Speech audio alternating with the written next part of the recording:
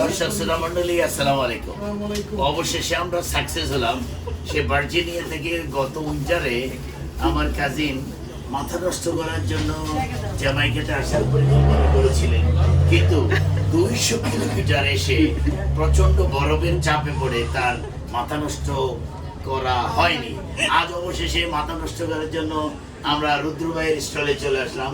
রুদ্র ভাই, আসলে আপনার সাপোর্টিভ চিন্তা চেতনা এবং এই যে এন্টারটেইনমেন্ট, এই যে আমাদের মাথা নষ্ট করার মতো খাবার তৈরি করেন, আসলে মাথা নষ্টটা কেন নাম দিয়েছেন বলুন তো?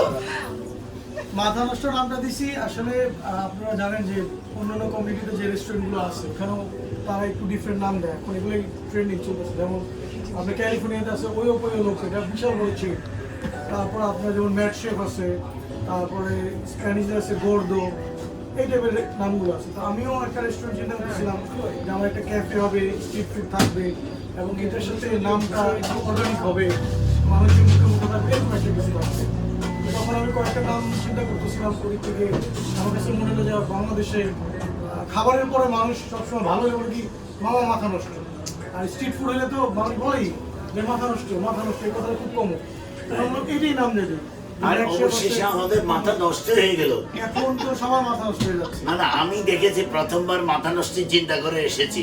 প্রথম নষ্ট একটা ভাব ছিল, পরবর্তীতে খাওয়ার পর দেখি নষ্ট থেকে আসলে ভালো প্রক্রিয়ার দিকে আমরা রওনা হয়েছি।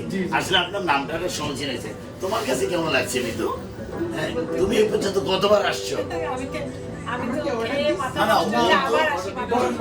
যদি এদিকে আসো ভাইয়া, তো তুমি একটু পরে আগে একটু কথা বলো, 1 মিনিট সামনে আসো। দেখো, সেই অবশেষে তুমি সাকসেস। তোমরা যে আমাদের মাথা নষ্ট ঢুকে দিলা, তোমরা ঢুকে দিয়ে আসতে পারো নাই, কিন্তু আমরা অবশেষে তোমার উচিলায় কয়েকবার আসলাম। এইগুলো 5th টাইম। ওটা তোমাদের উচিলায় আসা হলো, কিন্তু তোমরা বরফের কারণে আসতে পারো। এই মধ্যে তোমার কাছে কেমন লাগছে?